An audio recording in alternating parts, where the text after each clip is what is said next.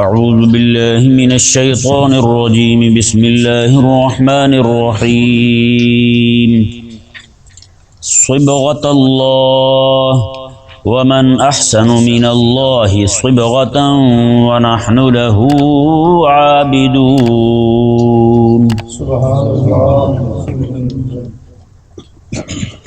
اللہ تبارک و تعالی نے جو پچھلی آیت مبارکہ ہے نا، اس میں ارشاد فرمایا گیا کہ تم ایسے ایمان لاؤ جیسے محبوب کریم علیہ السلام کے صحابہ ایمان لائے ہیں تو تم ہدایت پا جاؤ گے۔ اللہ تبارک و تعالیٰ کے اس حکم شریف پر رسول اللہ صلی اللہ علیہ وسلم کی امت نے ایسا عمل کیا کہ رب تبارک و تعالیٰ نے فرمایا کہ تم یہ کہہ دو کہ لا نفرق بین احد، ہم کسی بھی رسول کا انکار نہیں کرتے، ہم رب تعالیٰ کے سارے رسولوں کو ماننے والے ہیں، سب کا احترام کرنے والے ہیں، ادب کرنے والے ہیں۔ اور آج یہی وجہ ہے، پوری امت میں آپ جا کر دیکھ لیں، موسیٰ نام کے لاکھوں بندے ہوں گے، یحییٰ نام کے، زکریا نام کے، عیسیٰ نام کے، بچے بوڑھے جوان، ہر طرح کی عمر کے آپ کو بندے ایسے ملیں گے جن کے نام اللہ تبارک و تعالیٰ کے ان انبیاء کے نام پر ہیں۔ یہ آج آقا علیہ السلام پر جو شریعت مبارکہ نازل ہوئی، 1500 سال گزرنے پر بھی آقا علیہ السلام کی امت جو ہے اللہ تعالیٰ کے سارے نبیوں کو نام ادب سے لیتے ہیں۔ کسی بھی مسلمان کے دل میں رب تبارک و تعالیٰ کے کسی نبی کے بارے میں بے ادبی والی بات آنا تو دور کی بات ہے، کوئی شک بھی نہیں گزرتا ہے یا نہیں ایسا؟ تو پھر بتائیں رب کے نبیوں کو رب کی مان کر رب کے نبیوں کو ماننے والے کون ہوئے سوائے مسلمانوں کے؟ کہ نہیں سمجھ آیا مسئلہ؟ اللہ تبارک و تعالیٰ نے اس آیت مبارکہ میں آیت نمبر 138 میں ارشاد فرمایا، صبغۃ اللہ، صبغہ رنگ کو کہتے ہیں، کسے کہتے ہیں؟ رنگ کو کہتے ہیں۔ صباغ رنگ ساز کو کہتے ہیں، کسے کہتے ہیں؟ رنگ کرنے والا، رنگ بنانے والا نہیں، رنگ ساز رنگ بنانے والے کو کہتے ہیں۔ رنگ ریز رنگ کرنے والا، رنگنے والا، جی رنگ ساز جو رنگ بنائے، عموماً لکھا ہوتا ہے یہ رنگ ساز، یہ رنگ ساز نہیں ہے، یہ کیا ہے؟ یہ تو رنگ کرنے والے ہیں۔ رنگ کرنے والا اور ہوتا ہے، رنگ بنانے والا اور ہوتا ہے یا نہیں؟ جہاں رنگ بنتا ہے وہ جگہ اور ہوتی ہے، جہاں پہ رنگ کیے جاتا ہے وہ اور ہوتی ہے۔ تو صبغۃ اللہ شریعت اسلامیہ کے نزول سے پہلے اور آقا علیہ السلام کی شریعت آنے کے بعد بھی ہوتا رہا جی۔ آج تو یہودیوں ہندوؤں میں اور سکھوں میں تو بہت زیادہ ہوتا ہے، جو بھی بندہ ان کے مذہب میں داخل ہوتا تھا نا، ایک قسم کا رنگ تیار کیا ہوتا تھا انہوں نے، وہ رنگ اس پر انڈیل دیتے تھے، اس رنگ میں اسے نہلا دیتے تھے۔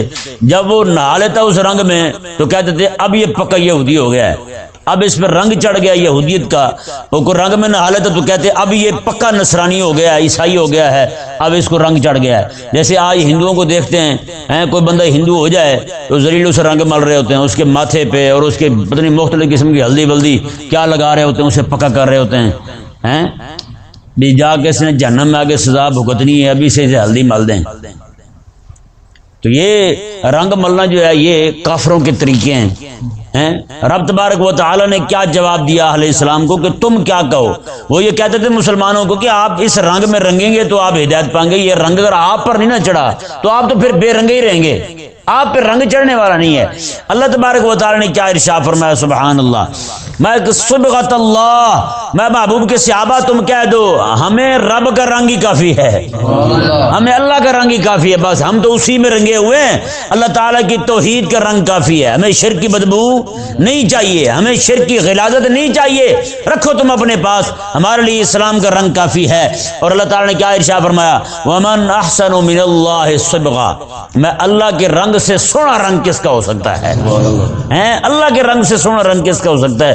اور یہ دیکھیں، یہ ذہن میں رہے یہاں سے، ہر چیز کا رنگ ہے، وضو کا رنگ ہے، نماز کا رنگ ہے، نماز میں پھر رکوع کا رنگ ہے، سجدے کا رنگ ہے، قیام کا رنگ ہے، یہ سارے رنگ ہیں، یہ نظر اسی کو آتے ہیں جس کو اللہ تبارک و تعالی نے یہ اس رنگ کی نعمت عطا کر رکھی ہو۔ کہ نہیں سمجھ آیا؟ یہ جو ہم بیان کر رہے ہیں نا، یہ سارا یہ اللہ تبارک و تعالی کا رنگ بانٹا جا رہا ہے، یہ رب کا رنگ، یہ جس کی قسمت میں جتنا ہوگا اتنا بندہ حاصل کرتا جائے گا۔ کہ نہیں سمجھ آیا مسئلہ؟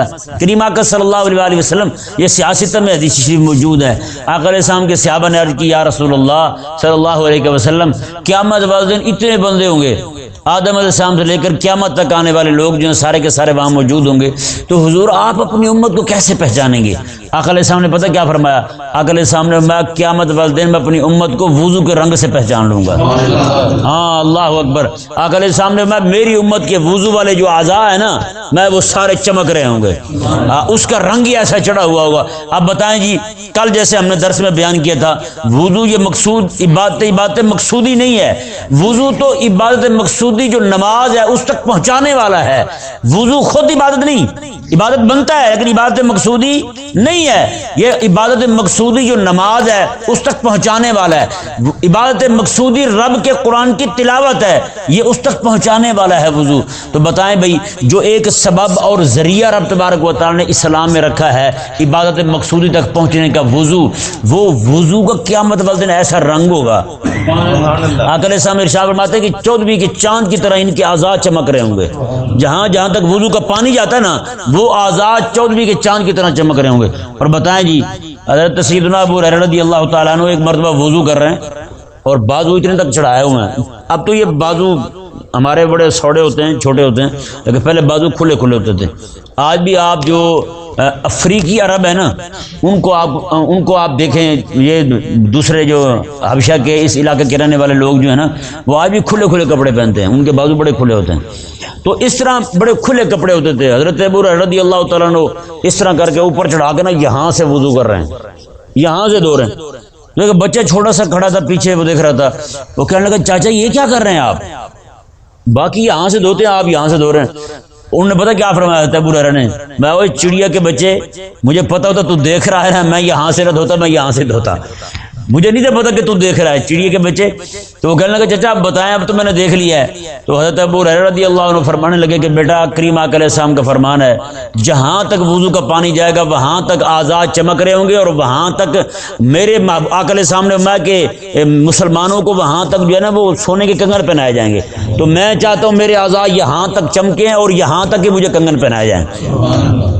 بتائیں بھائی، تو یہ چمک جو ہے نا، یہ رنگ جو ہے رب تبارک و تعالیٰ کا، تو قیامت والے دن یہ سجدے کا بھی رنگ ہوگا۔ رب تبارک و تعالیٰ نے قرآن پاک میں ارشاد فرمایا سیماہم فی وجوہہم من اثر السجود، میں قیامت والے دن ان کے چہرے جو ہیں وہ سجدوں کے نور سے چمک رہے ہوں گے۔ ہاں، یہ رنگ ہیں، آج بھی نظر آتے ہیں، لوگ اہل اللہ کو نظر آتے ہیں، ہمیں نظر نہیں آتے ہیں۔ اور یہی وجہ ہے یہ رنگ جب پیدا ہوتا ہے نا، یہ رنگ چڑھتا ہے بندے کے چہرے پر، تو کریم آقا علیہ السلام کا فرمان ہے فرمایا کہ جب ایسے لوگوں کو دیکھا جائے نا تو رب یاد آ جاتا ہے۔ ان کے چہروں پر عبادت کا نور، علم کا نور، سارے نور ان کے چہروں پر چمک رہے ہوتے ہیں۔ یہ نظر پھر اسی کو آتے ہیں جس کے دل کے اندر رب تبارک و تعالیٰ کی محبت کا دیا جل رہا ہو۔ جی دیکھیں جی، رب تبارک و تعالیٰ نے ارشاد فرمایا کہ تمہارے جو رنگ ہیں وہ کسی کام کے نہیں ہیں، وہ شرک والے، کفر والے رنگ ہیں، ہمیں ان رنگوں کی ضرورت ہی نہیں ہے، ہمارے لیے رنگ جو ہے وہ صرف اسلام کا رنگ ہے۔ اس سے یہ بھی ثابت ہوا اسلام جو ہے نا وہ ایسی پابندی نہیں لگاتا فلانے رنگ کی ستون پہن کے رکھیں، فلانے رنگ کے کپڑے پہن کے رکھیں، علاوہ چند ایک کپڑوں کی جن کی ممانعت ہے، ان سے بچنے کا حکم ہے۔ باقی جس طرح آج یہ وردیاں نکال لی ہیں، سارے بچوں کی، سکول والے ہر سکول کی وردیاں علیحدہ علیحدہ ہیں، اور ٹائی بھی علیحدہ علیحدہ رنگ کی۔ پڑھنا بچے نے ہے، پینٹ نے پڑھنا ہے، پڑھنا بچے نے ہے یا انہیں وردی نے پڑھنا ہے؟ نہیں جی، وردی نہیں پہنی تو بچہ پڑھ ہی نہیں سکتا، بچہ تو وہی ہے بھائی جو فیس دے رہا، بچہ تو وہی ہے۔ نہیں جی، ڈسپلن ہونا چاہیے بھائی، ڈسپلن ہونا چاہیے۔ کیا ڈسپلن ہے یار تمہارا؟ کریم آقا صلی اللہ علیہ وآلہ وسلم نے حضرت ابوبکر صدیق کو پڑھایا یار، امت کا سب سے بڑا عالم حضرت ابوبکر صدیق رضی اللہ تعالیٰ عنہ۔ ایک دن حضور نے فرمایا جی وردی پہن کے آؤ تم، حضرت ابو عمر کو پڑھایا، حضرت عثمان کو پڑھایا، حضرت مولا علی کو پڑھایا، مولا علی کو اتنا پڑھایا کہ مولا علی شہر علم کے دروازے بن گئے، علم کے دروازے بن گئے مولا علی رضی اللہ تعالیٰ عنہ۔ ایک دن بھی پابندی نہیں ہے کہ وردی پہن کے آؤ۔ آج بندہ جس پیر کا بیعت ہو جائے وہ جناب ان کے ٹوپیوں کے رنگ بھی بدل جاتے ہیں۔ ایک بندہ جو ہے وہ اس نے دو رنگوں کی ٹوپی پہنی ہوئی تھی، ٹوپی پہنی ہوئی ہے، اس کے اوپر دو رنگ کی پٹی بندھی ہوئی تھی۔ میں نے کہا یہ کیا کیا ہے جی؟ کہتے جی یہ رنگ فلانا ہے، یہ رنگ فلانا ہے۔ میں نے کہا یار دو تین رنگ اور بھی ڈال دو، یہ رنگ کیا ہے یار؟ فلانا رنگ ہے، ڈھمکانا رنگ ہے، پیر کی بیعت ہو گئے تو رنگ ہی بدل گیا بندے کے۔ اب کئی سارے لوگ کہتے ہیں جی چشتی سلسلے جو بزرگ ہیں وہ نیلے رنگ کی تہ بند باندھتے تھے دھوتی، یہ نیلے جس طرح یہ رنگ نہیں پہنا ہوا ارشد صاحب نے، یہ بچہ پہن کے بیٹھا ہے، اس طرح کا رنگ جو ہے یہ چشتیوں کی تہبند کی نشانی ہے۔ بزرگ تھے بہت بڑے چشتی سلسلے کے، ان سے پوچھا گیا جی سنا ہے یہ نیلے رنگ کی دھوتی پہننا یہ آپ کی نشانی ہے اور علامت ہے چشتیوں کی؟ انہوں نے کہا جی چشتیوں کی علامت تو تکبیر اولیٰ کے ساتھ نماز پڑھنا ہے۔ چشتیوں کی نشانی یہ ہے کہ میرے کہ تکبیر اولیٰ کے ساتھ نماز پڑھنا۔ جو کہتے ہیں نا مجھے چڑھ گیا چشتی رنگ ہیں، وہ بیٹھا ڈھول کوٹتا ہے، وہ کہتا ہے مجھ پہ چشتی رنگ چڑھ گیا ہے، اور ایک رنگ کی خاص قسم کو پیلے رنگ کے کپڑے پہن کے کہہ رہا ہے مجھے چڑھ گیا چشتی رنگ۔ پڑھتے نہیں پڑھتے؟ تو بھائی یہ چشتی رنگ یہ نہیں ہے، چشتی رنگ وہ ہے کہ خواجہ معین الدین چشتی میری رضی اللہ تعالیٰ عنہ بغداد معلیٰ سے چلتے ہیں دین کا درد لے کر، اور یہاں آ کر لاکھوں ہندوؤں کو کلمہ پڑھا کے رسول اللہ علیہ السلام کا غلام بنا دیتے ہیں۔ یہ دین کا رنگ جو ہے نا، دین کا درد، یہ اصل دین کا اصل رنگ ہے۔ جس رنگ کی بات چشتی رنگ یہ ہے، تم پتہ نہیں کون سا رنگ کہتے پھرتے ہو۔ اچھا ان کو دیکھ کے پھر یہ قادری اٹھ کھڑے ہوئے، کہتے مجھے چڑھ گیا قادری رنگ۔ میں نے کہا مدرسہ ہے تمہارا کوئی؟ کہتا ہے وہ تو نہیں ہے۔ میں نے کہا کوئی جہاد بھی کرتے ہو؟ کہتا ہم تو نام نہیں لیتے۔ میں نے کہا پھر کون سا قادری رنگ چڑھا تم پہ بھائی؟ میں نے کہا عبد القادر کا رنگ تو وہ ہے کہ ان کا اپنا ذاتی مدرسہ ہے، جو بھی شاگرد پڑھ کے جاتا تھا انہیں کہتا یا تو مدرسہ کھول بیٹھ کے پڑھا یا پھر سیدھا جہاد کے لیے صلاح الدین ایوبی اور نور الدین زنگی کی فوج میں شامل ہو جا۔ میں قادری رنگ تو یہ ہے۔ غوث پاک رضی اللہ تعالیٰ نے مدرسے میں پوری تحریک بنائی ہوئی تھی جہاد کے نام سے، حرکت الجہاد کے نام سے۔ آپ تو حکمرانوں کو ڈانٹ دیتے تھے، آپ کے گھر کے ساتھ حاکم کا گھر تھا، خلیفہ وقت کا گھر تھا، آپ جہاں خطبہ دیا کرتے تھے، واز کہتے تھے۔ کھجور کا درخت ہے وہاں پہ، آپ اسے کہتے ہیں 70,000 کا مجمع لگا ہوا ہے، آپ کہہ رہے ہیں اوے سیدھی ہو جا، تم کھجور کو کہہ رہے ہیں اور سنا اسے رہے ہیں سیدھی ہو جا نہیں تو میں تجھے کاٹ کے رکھ دوں گا، سیدھی ہو جا، تجھے نہیں پتا میں بڑا غصے والا بندہ ہوں، سیدھی ہو جا تو بس۔ اب بندے بھی سارے سمجھ رہے ہیں آپ خلیفہ کو کہہ رہے ہیں، حاکم کو کہہ رہے ہیں، اور خلیفہ بھی سمجھ رہا ہے کہ مجھے کہہ رہے ہیں۔ خلیفہ نے ایک مولوی ڈھونڈا، وہاں پہ ایک مولوی تھا، ایسا آج بھی مل جاتے ہیں ایسے مولوی، کافی ہزاروں پھرتے ہیں۔ وہ مولوی کو ڈھونڈا، کہا یار جا کے غوث پاک کو کہے مہربانی کیا کریں، اس طرح نہ کیا کریں، لوگ سمجھ جائیں گے کہ میں ہوں، اور نہ کیا کریں اس طرح، میری بھی کوئی عزت ہے۔ وہ جب مولوی آیا نا تو عصر کی نماز پڑھا کے آپ کسی بندے کے ساتھ باتیں کر رہے تھے، بیٹھے بیٹھے وہ بندہ بیٹھا رہا، مولوی باتیں کرتے کرتے آپ نا باتیں روک کے اسے فرمانے لگے، اسے جا کے کہہ دے میں کسی اور کو نہیں کہتا، میں تجھے ہی کہتا ہوں، میں تجھے ہی کہہ رہا ہوں، وہ تیرے سیدھے ہونے تک میں تجھے کہتا ہی رہوں گا جب تک تو سیدھا نہیں ہوتا۔ بتائیں بھی، میں نے کہا قادری رنگ تو یہ ہے، میں نے کہا صرف 11ویں کھا کے نکل جانا وہاں سے، یہ قادری رنگ تھوڑا ہے۔ میں نے کہا غوث پاک رضی اللہ تعالیٰ عنہ، امام ابن قدامہ رحمہ اللہ ارشاد فرماتے، امام المقدسی رحمہ اللہ آپ فرماتے میں 50 دن غوث پاک کے پاس پڑھا ہوں، ماتے میرا کھانا حضور غوث پاک کے گھر سے پک کے آتا تھا، حضور غوث پاک کے گھر سے میرا کھانا بن کے آتا تھا۔ کہتے ہیں وہ کھانا جب آتا تھا ہمارے پاس، کہتے ہیں کبھی رات کے وقت دیا لے کے خود حضور غوث پاک آتے تھے، کھانا لے کے حضور غوث پاک آتے تھے، یا پھر ان کا بیٹا ہمارے لیے کھانا لے کے آتا تھا ہمارے پاس۔ بتائیں بھائی، میں نے کہا قادری رنگ تو یہ ہے، تو نے کون سا قادری رنگ چڑھا لیا؟ حضور غوث پاک رضی اللہ تعالیٰ صبح سے لے کر شام تک 18 سبق حضور کے دین کے پڑھاتے تھے، 18 سبق پڑھایا کرتے تھے۔ وہاں پہ جناب ادھر بیٹھے قرآن پاک کی تعلیم ہو رہی ہے، تجوید کی تعلیم ہو رہی ہے، ادھر صرف کی ہو رہی ہے، نحو کی ہو رہی ہے، بلاغت کی ہو رہی ہے، اصول کی ہو رہی ہے، حدیث کی ہو رہی ہے، اصول حدیث کی ہو رہی ہے، تفسیر کی ہو رہی ہے، اصول تفسیر کی ہو رہی ہے۔ آپ تو اسباق پڑھانے والے تھے، آپ تو مولوی تھے بھائی، اور تجھے صرف جناب 4 رنگ کے کپڑے اور دھوتی کا رنگ علیحدہ، قمیض کا رنگ علیحدہ پہن کے تو قادری رنگ چڑھ گیا تجھ پہ؟ کون سا قادری رنگ ہے تجھ پر بھائی؟ نہ تیرے اندر دین کا درد، نہ تجھے دین کی غیرت، دین پہ حملے ہوتے ہیں اور تو کہے مجھے قادری رنگ چڑھ گیا ہے۔ کون سا رنگ چڑھا تجھ پر؟ قادری رنگ حقیقت کے اندر مدینے والا رنگ ہے، اور وہ حقیقت کے اندر وہی رنگ ہے جس رنگ کے بارے میں رب نے فرمایا محبوب کے صحابہ کو کہو صبغۃ اللہ، ہم نے رنگ کا رب کا رنگ اپنایا ہوا ہے، بس ہمیں کسی اور رنگ کی کوئی ضرورت نہیں ہے۔ یہاں جس پیر کو دیکھو جس کو خلافت مل گئی ہے، اس نے مریدوں کے کپڑے بدل دیے، ہاں یہ دھوتی ایسی پہنے، قمیض ایسی پہنے اور رنگ ایسے پہنے، بھائی نہیں، رسول اللہ علیہ السلام نے تو کوئی وردی نہیں دی اس طرح، ہمارے جو بڑے بزرگ گزرے ہیں انہوں نے کوئی نہیں دیا، یہ امتیازات تم نے پیدا کیے ہیں۔ آج مثال کے طور پر میں کسی ایک جماعت سے تعلق رکھتا ہوں نا، میں نے اسی رنگ کا ٹوپی پگڑی پہنی ہوئی ہے، اسی رنگ کے میں نے کپڑے پہنے ہوئے ہیں، تو وہ جو بھی میرے سلسلے کو مجھے دیکھ کے ضرور سلام کرے گا، بھائی میرے سلسلے کا ہے، باقی مسلمان نہیں ہے کیا؟ یار تیرا سب سے بڑا سلسلہ تو وہ ہے جو مدینے سے چلا ہے، جس کی بنیاد لا الہ الا اللہ ہے، بڑا سلسلہ تو تیرا وہی ہے، آج یہاں کسی کو دیکھ لینا جی وہ فلانا بندہ یار تم قادری ہو، واہ واہ واہ واہ زور سے جفڑ ڈالیں گے، ہیں ایسے ہی ناب زور سے ٹھا کر کے جفڑ ڈالیں گے اس کے سینے کے ساتھ. بندہ پوچھے یار اسے تم یہ دیکھ کے یہ رسول اللہ صلی اللہ علیہ وسلم کا امتی ہے اس بات میں بھی جفڑ ڈالتے ہو؟ بڑی نسبت تو ہماری مدینے والی ہے یہ نہیں؟ دیکھ کے کسی کو جلدی سلام نہیں کریں گے، مجھے دیکھیں گے ہاں جی لبیک، واہ واہ واہ لبیک، کیا بات بھئی کیا ہے یار، یہ تو بعد کی بات ہے. محمد عربی صلی اللہ علیہ وسلم کا امتی ہونا تو بڑی بات ہے. اس پہ تم راضی نہیں ہوئے، چھوٹی چھوٹی نسبتوں کو پکڑ کے اس پہ راضی ہو رہے ہو، ایک دوسرے کو سلام بھی کر رہے ہو تو انہی باتوں پہ کر رہے ہو، مل بھی رہے ہو تو انہی باتوں سے مل رہے ہو، کسی کے ساتھ تعلق جوڑا بھی ہے تو انہی باتوں سے. یعنی اس کا مطلب یہ ہوا کہ چھوٹی چھوٹی باتیں پکڑ کے، یہ چھوٹی چھوٹی باتیں تمہارے لیے اعزاز کی باتیں ہیں، بڑی بات جو مصطفیٰ کریم علیہ السلام کی نسبت ہے وہ ہمارے لیے کوئی اعزاز کی بات نہیں رہی،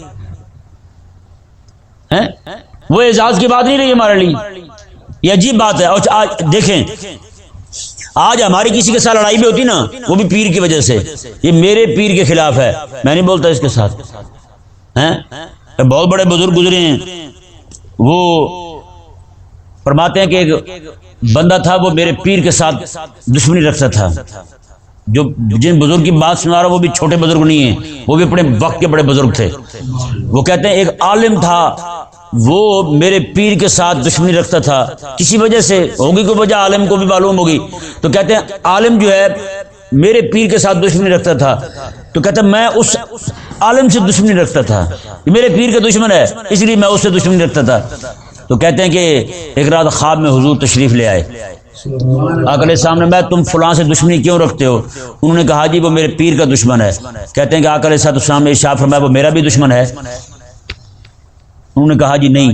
آقا علیہ السلام نے پھر تیرے لیے محبت رکھنا اور نفرت کرنا یہ بنیاد کافی نہیں ہے کہ وہ میرے ساتھ محبت کرتا ہے؟ میری محبت میرا ماننے والا، یہ تجھے اتنی بڑی نسبت سمجھ نہیں آئی، تجھے صرف اپنی پیر کی سمجھ آئی یہ بات ہے. اور پیر بھی چھوٹا پیر نہ ہو، شیخ اکبر محی الدین ابن عربی جیسا بندہ ہو، ایسے پیر کا مخالف. اور کیا فرما رہے ہیں حضور میں نظر نہیں آتا، وہ میرا تو ماننے والا، میرا بھی دشمن ہے، میرا بھی مخالف ہے، نہیں ہے نا؟ تو پھر میرے لیے محبت نہیں رکھ سکتا اسے تو، میرے لیے اس کے ساتھ تعلق رکھ سکتا تو؟ آج جس بھی پیر کو، ایک پیر کا مرید جو دوسرے پیر کے مرید کو سلام کرنے کا روادار نہیں ہے، یہ فلانے کا جی ہم نہیں مانتے، یہ فلانے کا ہم نہیں مانتے. بھائی نہیں، ہمارے لیے سب سے بڑی نسبت جو ہے وہ رسول اللہ علیہ السلام کی نسبت ہے. ہمارے لیے سب سے بڑا رنگ جو ہے وہ اللہ تبارک و تعالیٰ کا دیا وہ رنگ ہے. یہ ساری چیزیں جتنی بھی میں نے آپ کے سامنے بیان کی نا یہ صبغت اللہ اس کے مخالف ہیں، اس کی کیا ہے؟ مخالف ہیں. وہ ایک ہی رنگ ہو آپ پر، وہ رب تبارک و تعالیٰ کا رنگ ہو، رب کی توحید کا رنگ ہو، رسول اللہ علیہ السلام کی غلامی کا رنگ دکھے آپ پر. بس اللہ تبارک و تعالیٰ نے ارشاد فرمایا، آگے بات ہی ختم کر دی. میں محبوب کے صحابہ تم یہ کہہ دو ان کو، یہ جو آج رنگ بنائے پھرتے ہیں استواغ کی انہوں نے جو رسم نکالی ہے انہیں کہہ دو وَنَحْنُ لَهُ عَابِدُونَ، ہم تو بس اپنے رب کی عبادت کرنے والے ہیں، ہمارے لیے اس کی غلامی کا رنگ ہی کافی ہے، اس کی عبدیت کا رنگ ہی ہمارے لیے کافی ہے. آگے کیا فرمایا جی دیکھیں، قُلْ تُحَاجُّونَنَا فِي اللَّهِ وَهُوَ رَبُّنَا وَرَبُّكُمْ. میں حبیب آپ فرما دیں اتحاجوننا فی اللہ، میں کیا تم ہمارے ساتھ اللہ کے بارے میں بھی جھگڑ رہے ہو؟ اب رب کے بارے میں بھی جھگڑ رہے ہو ہمارے ساتھ؟ ہوا ربنا وربکم، وہ تمہارا بھی رب ہے اور ہمارا بھی رب ہے، وہ تمہارا بھی رب ہے اور ہمارا بھی رب ہے. یہ فرمایا رب تبارک و تعالی نے. اب بتائیں جی یہی بات کی تھی ابراہیم علیہ السلام نے نمرود کو اور اس کے حواریوں کو، اتحاجوننی، میں تم میرے ساتھ جھگڑ رہے ہو فی اللہ، رب کے بارے میں، اللہ کی ذات کے بارے میں جھگڑ رہے ہو. بتائیں بھائی اس سے ثابت ہوا رب کے نبیوں کی سب سے بڑی لڑائی ہی رب کے بارے میں ہے، رب کی توحید کے بارے میں ہے. آج بتائیں ہمارے مولوی کتنے لڑ رہے ہیں رب کی توحید کے بارے میں، رب کے بارے میں کتنی لڑائی ہے ہمارے لوگوں کے ساتھ. یہاں صحابہ کی لڑائی بھی رب کے لیے اور رب کی ذات کے بارے میں، اور رسول اللہ علیہ السلام کی لڑائی بھی رب کی ذات کے بارے میں، ابراہیم علیہ السلام کی لڑائی بھی رب کی ذات کے بارے میں کہ یہ رب کی عزت کا دفاع کرنے والے اور وہ رب کی عزت کے دشمن، وہ بتوں کے پجاری اور رب کے نبی، رب تبارک و تعالیٰ کی توحید کے ماننے والے ہیں. وہ شرک کے پجاری، یہ توحید کے ماننے والے، توحید کے پیروکار. تو یہ سارے نبی اور محبوب کے صحابہ کی لڑائی جو ہے وہ رب تعالیٰ کی ذات کے بارے میں ہے. آج آپ بتائیں بھائی، جن کے گھر کے ساتھ مندر بھی ہے انہیں بھی مندر سے دشمنی نہیں، رب کی ذات کے بارے میں ان کی بھی لڑائی کوئی نہیں ہے. لڑائی ہے بھی کس کے ساتھ؟ 11ویں کی لڑائی ہے ہماری، کل خانی کی لڑائی ہے، 40ویں کی لڑائی ہے. یہ چھوٹی چھوٹی باتیں جو ہے نا ان کی لڑائی ہے ہماری. اور وہ بھی لڑائی کن کے ساتھ بنتی ہے؟ اپنوں کے ساتھ. کن کے ساتھ بنتی ہے؟ کوئی مولوی بیچارہ جو 11ویں نہیں کھا سکتا، 11ویں دیتا نہیں ہے بیچارہ، اس کے ساتھ دشمنی. ہمیں بھی ایک بندہ تبلیغ کرنے چلا تھا، آپ بھی 11ویں کیا کریں جی، ہم یہاں اب 11ویں نہیں کرتے، 11ویں چھوڑ دی. میں نے کہا خدا کے بندے ہمارے یہاں روز 11ویں ہوتی ہے، یہ 11ویں نہیں ہو رہی تو اور کیا ہے؟ ہم قادری ہیں نا بھائی، حضور غوث پاک کے غلام ہیں. جو کچھ بھی نیکیاں کریں گے تو ہمارے شیخ کے سلسلے میں جائے گا نہیں جائے گا؟ رب تبارک و تعالیٰ ان کے نام مال میں ڈالے گا یہ ساری نیکیاں. تو یہ 11ویں نہیں تو اور کیا ہے بھائی؟ جو ہم کتابیں لکھ رہے ہیں، لوگوں کو پڑھا رہے ہیں، دین دے رہے ہیں، سارا یہ 11ویں ہے. صرف 11ویں اسی کو سمجھتے ہو جو اندر جا کے رونق ڈال دے، بعد میں ہاتھ لگائے پیٹ ٹھنڈا ہوا، باہر ٹھنڈک پہنچ رہی بھی 11ویں ہے بھائی. اور بھائی جس کے ساتھ بندے کا ایمان تازہ ہو جائے اصل 11ویں وہ ہے، اصل 11ویں یہ ہے. اور یہ ہمارے لوگ تو ایسے نعوذ باللہ من ذالک، میرے بزرگ ہیں وہ مجھے بتانے لگے کراچی کے اندر نا لوگ جنازہ بغیر وضو کے پڑھ لیتے ہیں. وہ کہتے ہیں یہ کون سا ہمارا ہے؟ کسی کا یہ نا. میں نے کہا جب تو کسی کا پڑھ رہا ہے بغیر وضو کے تو تیرا بغیر غسل کے پڑھیں گے لوگ کہ نہیں؟ جنازے میں جا رہے ہیں ہم، اتفاق ٹاؤن میں جنازہ تھا، جا رہے ہیں جنازے میں تو ایک بندہ پیچھے، 2 بندے آ رہے ہیں، انہیں کیا پتا یہ مولوی ہے. وہ پیچھے آ رہے ہیں، وہ ایک دوسرے کو کہہ رہے کرے یار تین وضو کیتا ہے؟ تم کہتا نہیں کیتا. کہتا یار وہ کیڑا اپنا ہے، وہ کون سا اپنا جنازہ؟ وہ کسی کا ہی ہے، کیا لگے ہمیں؟ تو میں نے کہا پیچھے مڑ کے میں نے کہا بھی تیرا جنازہ بغیر غسل کے پڑھیں گے دیکھنا پھر. تو کہتا ہے تیرا نہیں ہے تو بغیر وضو کے پڑھ لے، یعنی تیرے ابے کا مرے گا تب بھی وضو کرے گا تو.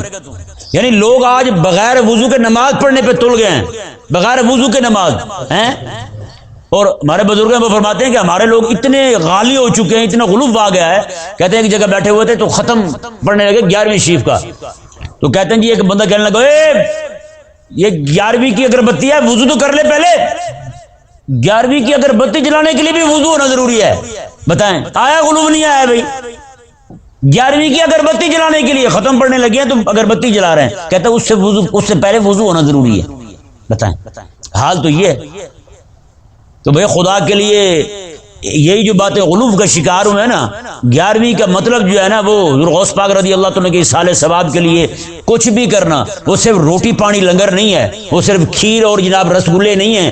غوث پاک رضی اللہ تعالیٰ عنہ کے اصالہ ثواب کے لیے سب سے افضل 11ویں جو ہے نا وہ قرآن پاک کی تعلیمات کا پرچار کرنا ہے. قرآن پاک کی تعلیمات. اب آپ دیکھیں نا جی، قرآن پڑھنے کا زیادہ ثواب ہے یا روٹی کا زیادہ ثواب ہے؟ اچھا تفسیر پڑھنے کا پڑھانے کا زیادہ ثواب ہے یا کھیر کا زیادہ ثواب ہے؟ تو جس چیز کا زیادہ ثواب ہے وہ کرنا جائز نہیں ہے.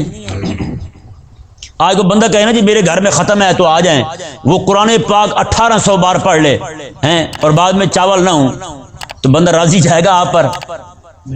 راضی ہوگا؟ جہاں بھی جائے گا باتیں کرے گا یار بڑے گندے بندے ہیں. ختم 11ویں کا اور چاول ہے ہی نہیں. تو اب بتائیں یار کس چیز کو ہم نے دین سمجھ رکھا ہے؟ کس چیز کو ہم نے دین سمجھ رکھا ہے؟ خدا کے لیے اس غلوف سے نکل آئیں. صرف اتنا ہی کام کریں جتنا آپ کو شریعت نے حکم دیا ہے، جتنی شریعت نے اجازت دی ہے، جتنا ہمارے اسلاف نے کیا ہے، بس وہی ضروری ہے. آج آپ کسی جیسے کہتے ہیں بچوں کو لے جاتے ہیں گھر میں قرآن پڑھانے کے لیے، میں مسئلہ بارہا بیان کر چکا ہوں. اس طرح کر کے بچوں کو لے کے جانا گھر میں پڑھوانا اور لوگوں کو ونگار پہ، جیسے کہتے ہیں ہماری زبان ونگار پہ ایسے بلا لینا، آؤ جی آپ کو بعد میں لنگر کھلائیں گے. صاحب بہار شریعت رحمہ اللہ ارشاد فرماتے ہیں اگر کسی کو بندے کو کسی کو لے کے جا رہے ہیں نا وہاں، آپ آئیں جی وہاں پہ میلاد پڑھیں یا کچھ بھی کریں، اس طرح کی کوئی بھی بات کرتے ہیں تو فرمایا کہ تعلیم تلاوت قرآن پر، تو کہتے ہیں اگر اس کے ذہن میں یہ بھی ہو نا کہ وہاں کھانا ملے گا تو باتیں ہیں وہاں بھی جانا ناجائز ہے، وہاں بھی جانا ناجائز ہے. امام اہل سنت امام محمد رضا خان رضی اللہ تعالیٰ عنہ، آپ ایک جگہ اپنے خادم کے ساتھ بیان کرنے جا رہے ہیں تو سفر شروع ہو چکا ہے، جا رہے ہیں راستے میں، خادم کہنے لگا حضور آج اتنے پیسے ملیں گے ہم کو تقریر کرنے کے، ہماری فتاوی رضویہ شریف کی فلاں جلد چھپ جائے گی. اعلیٰ حضرت رحمہ اللہ وہیں سے اترے واپس آ گئے. کہنے لگے حضور کیا ہوا ہے؟ آپ نے فرمایا کہ پہلے میری نیت یہ تھی کہ رب تبارک و تعالیٰ کو راضی کرنے جا رہا ہوں, اب فتح رضویہ کی جلد آ گئی ہے بیچ میں, اس لیے میں نہیں جاتا وہاں. بتائیں بھائی ہمارے جو اسلاف گزرے ہیں ان کی نیتیں کیسی ہوتی تھیں اور آج ہماری نیتیں کیا ہیں؟ ہم تو پہلے لے کے جاتے ہیں. آپ تجربہ کر کے دیکھ رہے ہیں, 10-12 بندوں کو بلائیں گھر میں کہیں 11ویں شریف کا ختم ہے, 11ویں شریف کا لنگر تو نہیں کہتے, ختم ہی کہتے ہیں نا. آپ صرف ختم پڑھا کے بھیج دیں ان کو, مجال ہے دوبارہ آ جائیں آپ کی طرف. آئیں گے؟ صحیح سی بتائیں. تو بھائی خدا کے لیے کچھ خدا کے لیے کرنا بھی سیکھیں, ہم اللہ تبارک و تعالیٰ کے لیے بھی سیکھیں. تو رب تبارک و تعالیٰ نے کیا ارشاد فرمایا؟ فرمایا کہ تم لڑ رہے ہو ہمارے ساتھ اللہ کے بارے میں, وَهُوَ رَبُّنَا وَرَبُّكُمْ, وہ تمہارا بھی رب ہے ہمارا بھی رب ہے. وَلَنَا أَعْمَالُنَا وَلَكُمْ أَعْمَالُكُمْ, جاؤ تمہارے لیے تمہارے اعمال, ہمارے لیے ہمارے اعمال, چھوڑ دو میں, جاؤ مزے کرو. وَنَحْنُ لَهُ مُخْلِصُونَ. اللہ اکبر, کتنے ایمان افروز الفاظ ہیں یار. رب نے سکھائے محبوب کے صحابہ کو, اور رب کو محبوب کے صحابہ پہ اعتماد کیسا ہے؟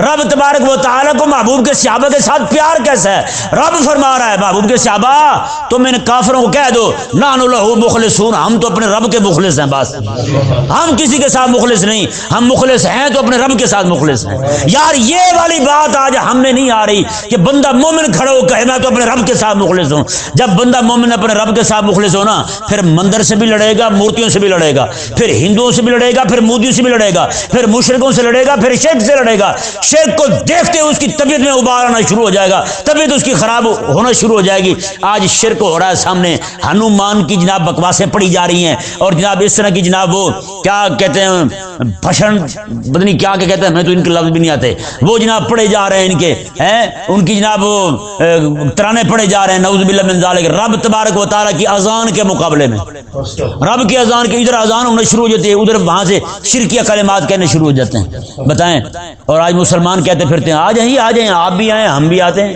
ہم اذان پڑھیں گے آپ وہ پڑھ لیں. کیوں بھائی ایسی دعوت کیوں دی جا رہی ہے؟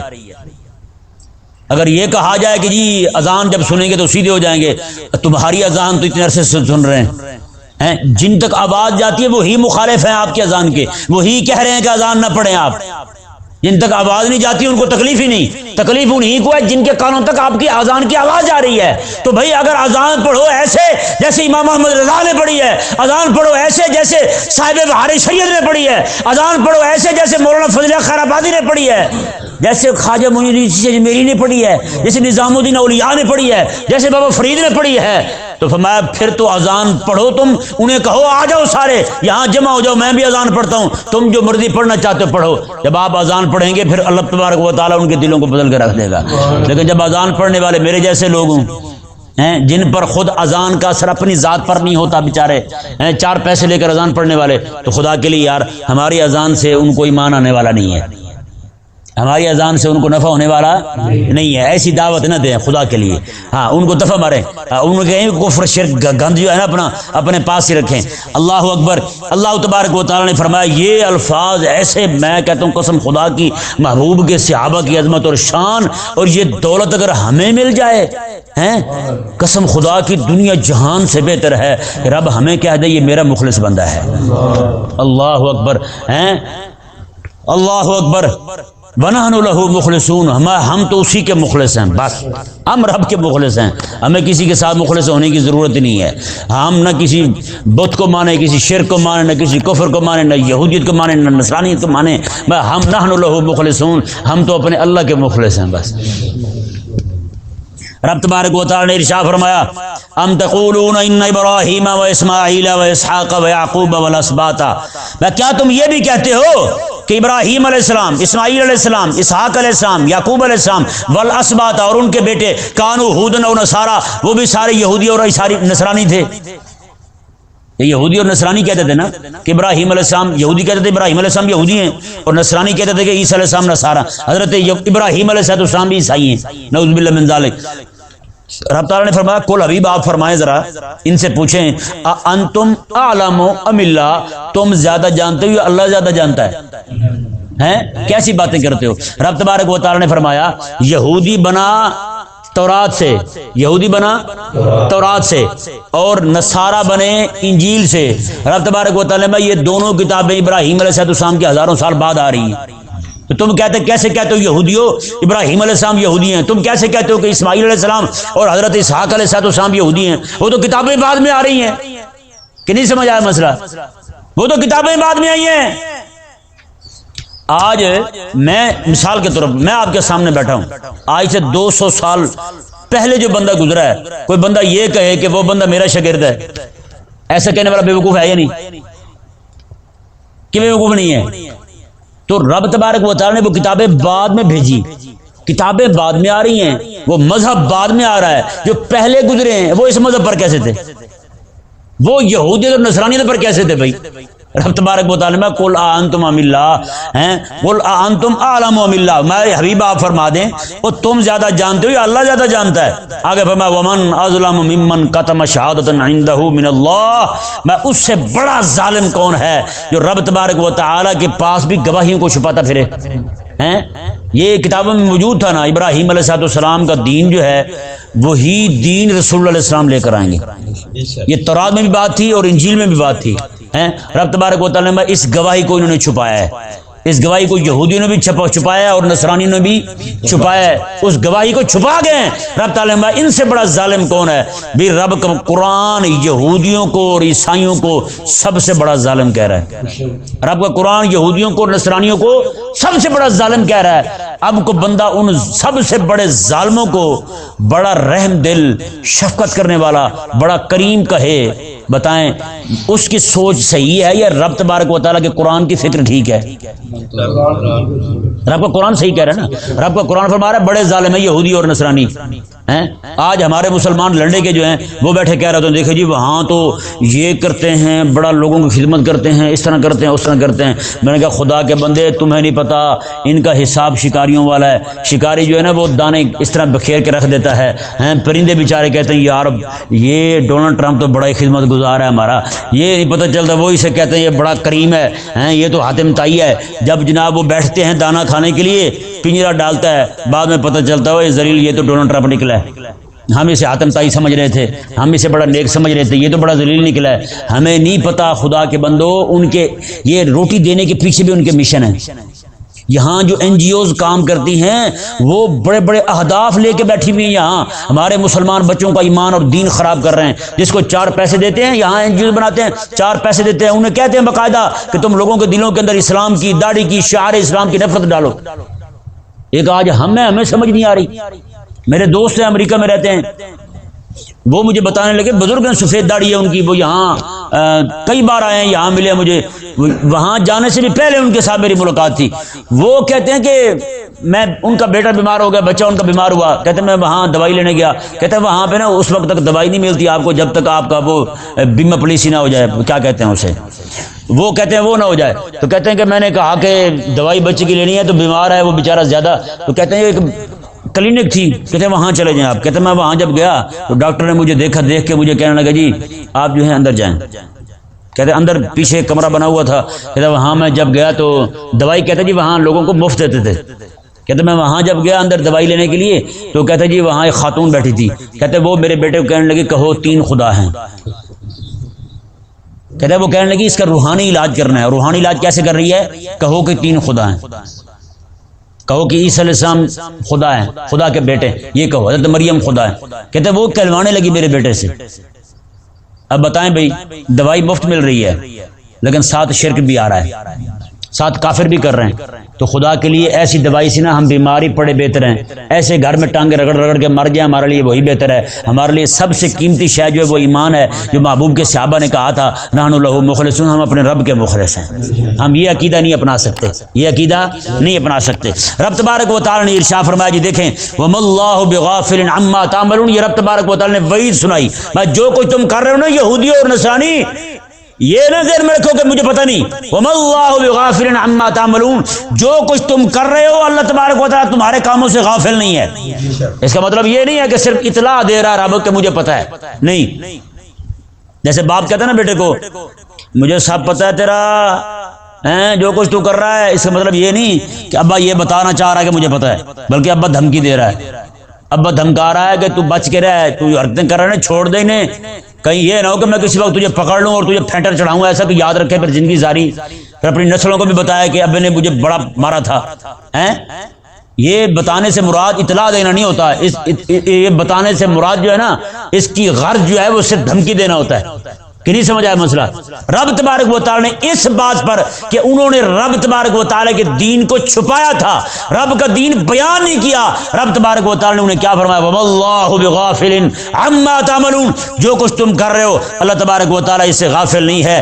فرمایا کہ تلک امت قد خلت، فرمایا کہ وہ ایک امتیں تھی، وہ ایک امت تھی، وہ دنیا سے جا چکی ہے، وہ دنیا سے چلے گئے ہیں۔ اہل اللہ جو تھے، رب کے انبیاء جو تھے، وہ دنیا سے چلے گئے۔ باقی رہی بات لہا ما کسبت ولکم ما کسبتم، جو کچھ انہوں نے کیا تھا، نیکیاں کمائی تھی ابراہیم علیہ السلام نے، اسماعیل علیہ السلام نے، وہ انہی کے لیے ہے۔ ولکم ما کسبتم، آج جو تم دین کے ساتھ دشمنیاں کر رہے ہو، تمہارے لیے وہی ہے جو کچھ تم کما رہے ہو ہیں۔ آج یہ کہنا کہ جناب میں فلانے کا بیٹا ہوں، وہ یہی کہتے تھے نا کہ ہم تو انبیاء کے بیٹے ہیں، رب نے نہ ان کے اعمال ان کے لیے، تمہارے لیے، ان کے اعمال ان کے لیے، تمہارے اعمال تمہارے لیے۔ حضرت مولانا جامی پتہ کیا کہتے ہیں؟ کہتے ہیں بندہ عشق کنی ترک نسب کن جامی، ترک نسب کن جامی، کہ دری راہ فلاں ابن فلاں چیز نیست۔ آپ فرماتے ہیں کہ تو عشق کا بندہ بن جا اور نسب چھوڑ دے، میں چودھری ہوتا ہوں تو میں میاں ہوتا ہوں، میں چیما چھٹا ہوتا ہوں، یہ باتیں چھوڑ دے۔ کہتے ہیں کہ اس راہ میں کہتے ہیں عشق کا بندہ بن جا اور نسب والی باتیں چھوڑ دے، نسب والا فخر چھوڑ دے، ترک کر دے۔ کہتے ہیں اس راہ کے اندر میں فلاں کا بیٹا ہوں، میں تو یہ تو کوئی شے ہے ہی نہیں، اس کی کوئی قدر و قیمت نہیں ہے۔ اللہ تبارک و تعالی نے فرمایا وَلَا تُسْأَلُونَ عَمَّا كَانُوا يَعْمَلُونَ، اور جو کچھ وہ کرتے رہے ہیں ان کے بارے میں تم سے سوال نہیں کیا جائے گا۔ اس لیے تم اپنے اعمال کرو، تم آ جاؤ میرے حبیب کریم علیہ السلام کے دامن سے وابستہ ہو جاؤ، ساری حرکتیں جو بھی کر رہے ہو تم ان کو ترک کر دو۔ کہیں یہ نہ ہو کہ وَمَا اللَّهُ بِغَافِلٍ عَمَّا تَعْمَلُونَ، کہ جو رب تبارک و تعالی نے وعید سنائی ہے اس کا وبال تم پر آ پڑے۔ اللہ تبارک و تعالی ہمیں سمجھنے کی توفیق عطا فرمائے۔